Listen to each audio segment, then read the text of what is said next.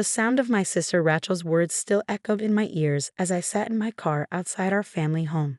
The same house where we'd grown up, where Mom had raised us after Dad died, where everything had fallen apart in the past year. My name is Emma Mitchell, and at 29, I'd just been disowned by my family because of lies my sister had spent months carefully crafting. The irony was, I had proof that would destroy her carefully constructed narrative. I just wasn't ready to use it yet. The USB drive felt heavy in my jacket pocket, Mom's final gift to me, given in secret during one of her last lucid moments in the hospital. "Not yet, Emmy," she'd whispered, her voice weak but her eyes sharp.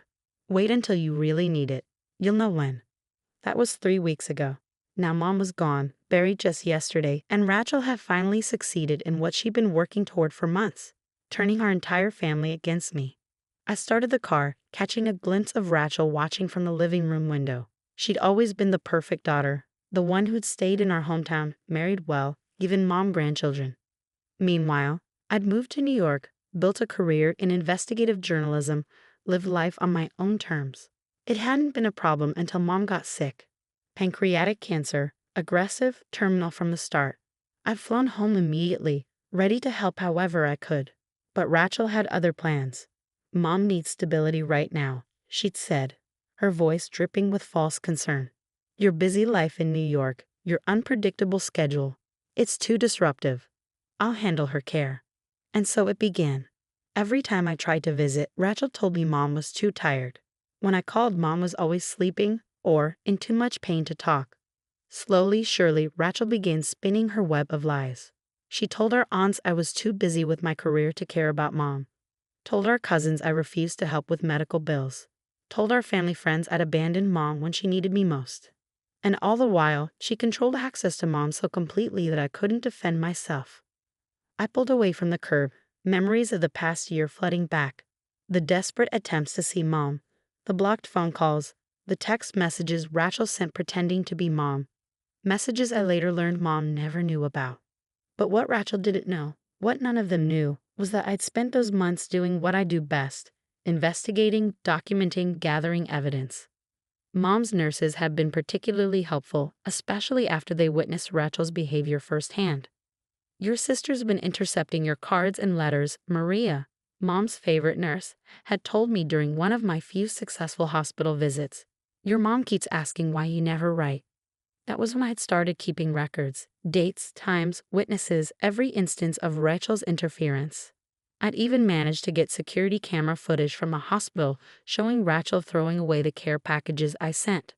The USB drive shifted in my pocket as I turned onto the highway. Mom had given it to me during my last visit, just 2 days before she slipped into the coma that would claim her life. Rachel had been at her kid's soccer game, and I'd finally had a moment alone with Mom.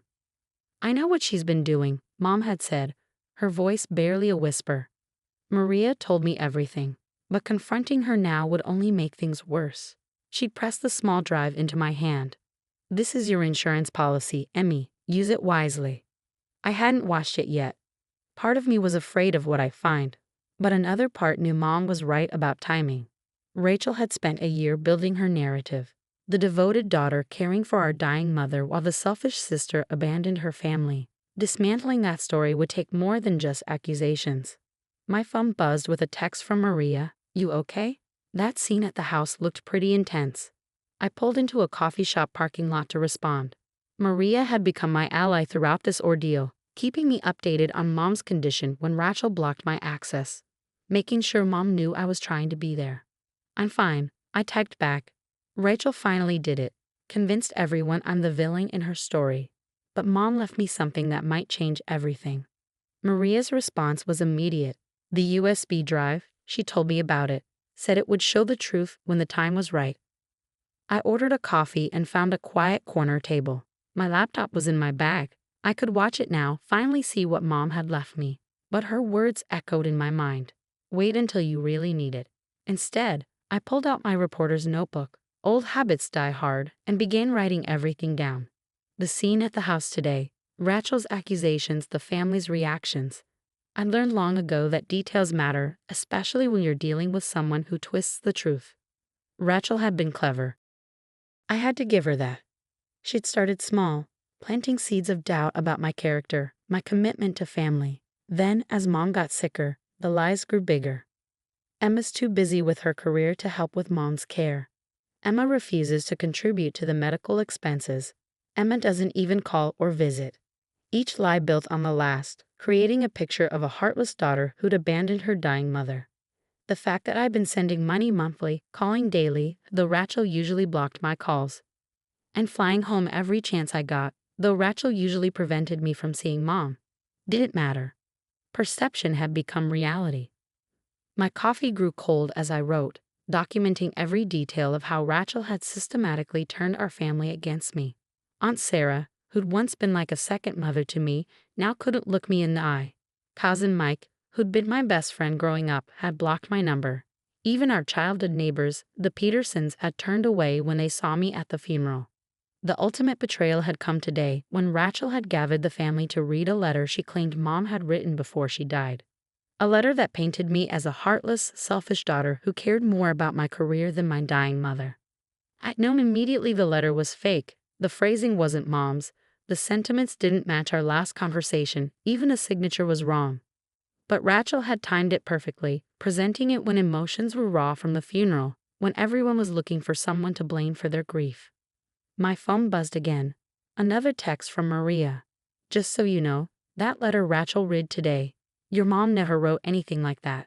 I was with her those last weeks. The only thing she wrote was a note telling you she was proud of you. I smiled sadly. Maria had been there through everything, watching Rachel's manipulation with growing concern. She'd even offered to speak up, to tell the family the truth, but I'd asked her not to. Rachel would only twist it, claim Maria was lying out of loyalty to me.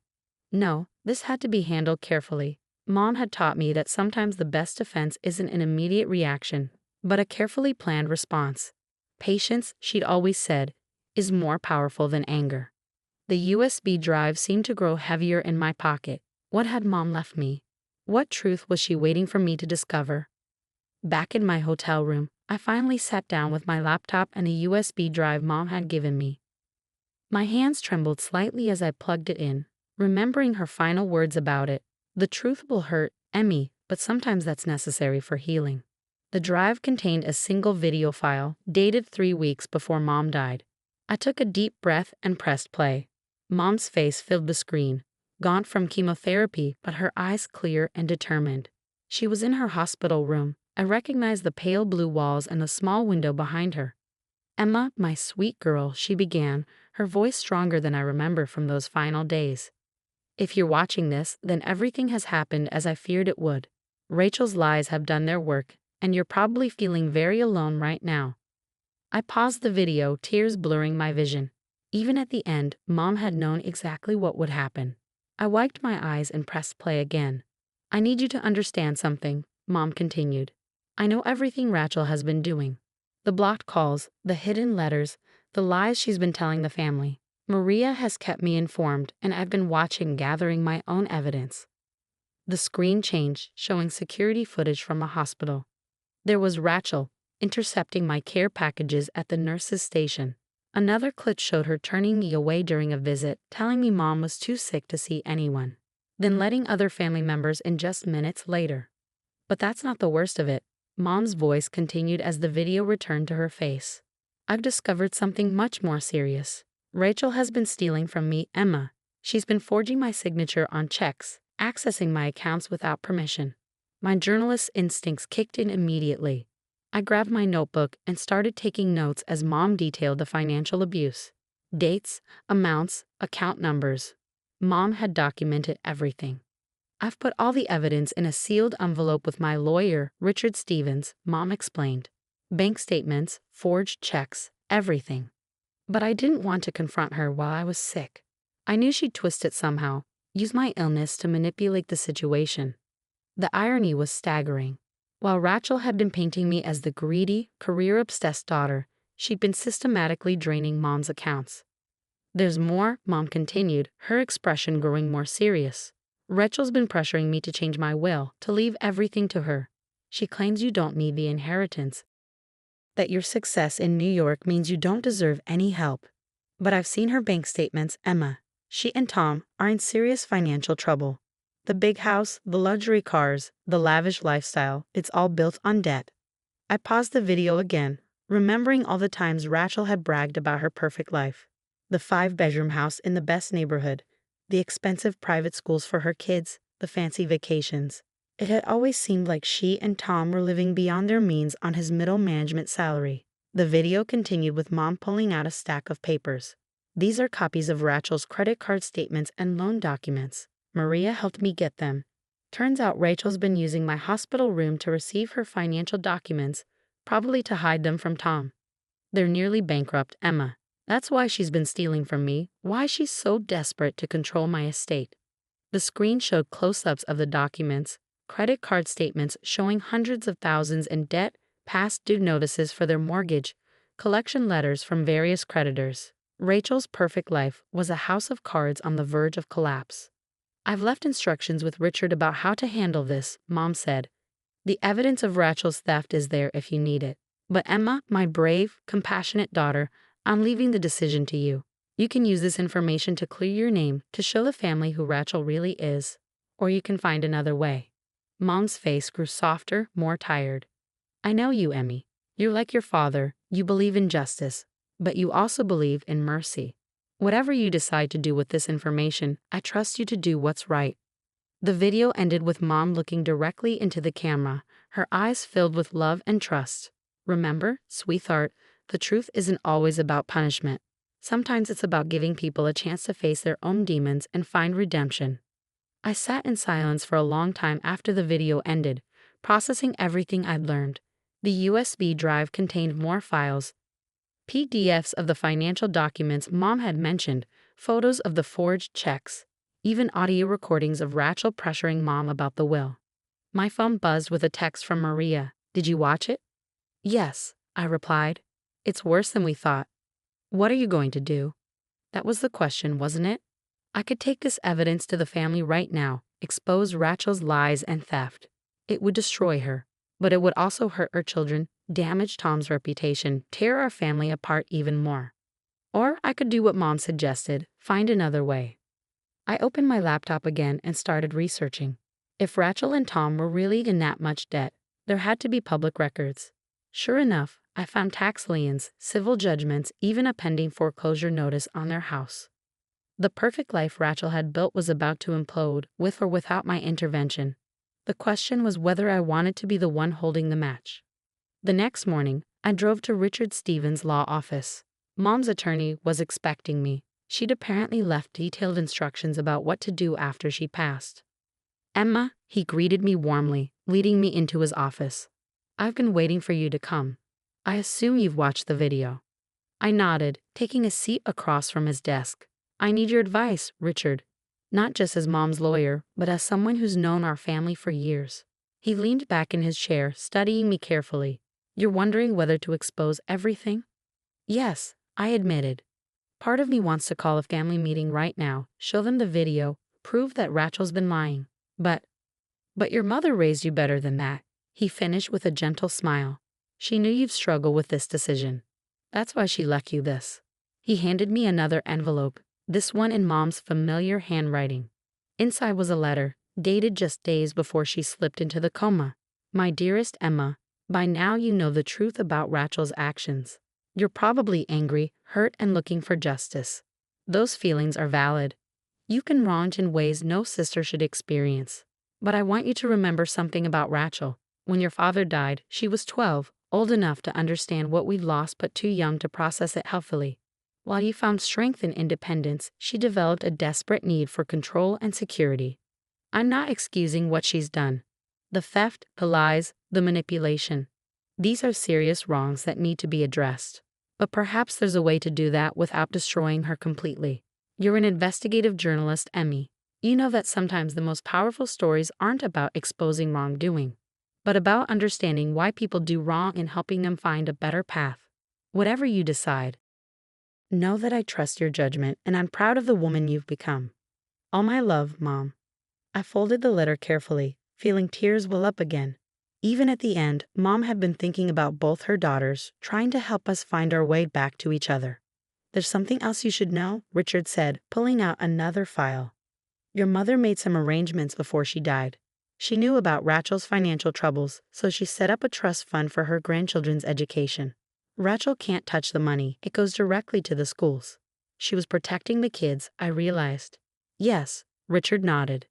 And she left the family home to you, Emma, not to punish Rachel, but because she knew you'd do the right thing with it. I thought about our childhood home, filled with memories of happier times. Rachel's kids had practically grown up there too, spending afternoons with Mom while Rachel and Tom worked. Suddenly, I knew what I had to do. An hour later, I texted Rachel, "We need to talk. Come to Mom's house at 2. Come alone." Her response was quick and angry. "I have nothing to say to you." Then just listen. Unless you want the family to see Mom's video. At exactly 2 p.m., Rachel's car pulled into the driveway. She looked terrible, eyes red from crying, hair uncombed, nothing like her usually perfect appearance. "What video?" she demanded as soon as she walked in. "What are you trying to pull?" Wordlessly, I opened my laptop and played Mom's recording. Rachel sank onto the couch as she watched, her face draining of color as Mom detailed her theft and lies. When it ended, we sat in silence for a long moment. "Are you going to show this to everyone?" she finally asked, her voice small and broken. "That depends on you," I replied.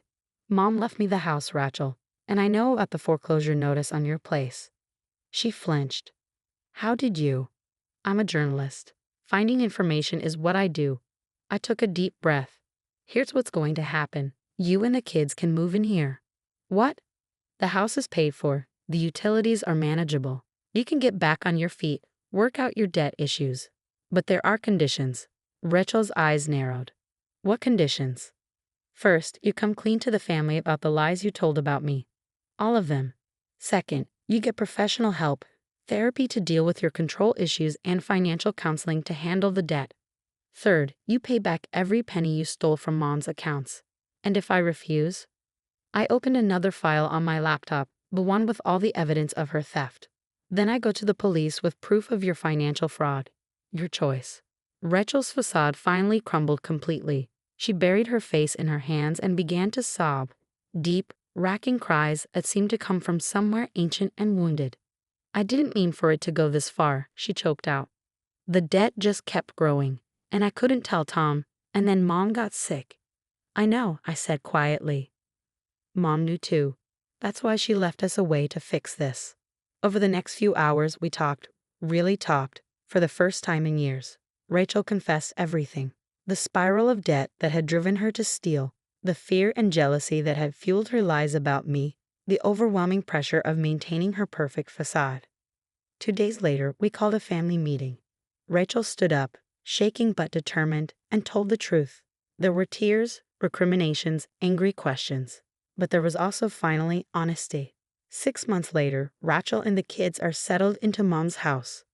She's in therapy, working through her grief and control issues. Tom filed for divorce when he learned about the hidden debt, but the kids are doing better with a more stable, honest mother. The family is healing slowly. Some relationships may never be the same, but new ones are forming based on truth rather than pretense. Yesterday, I found Rachel in Mom's study, looking at old family photos. "Do you think she'd be proud of us?" she asked softly. "Of how we handled everything."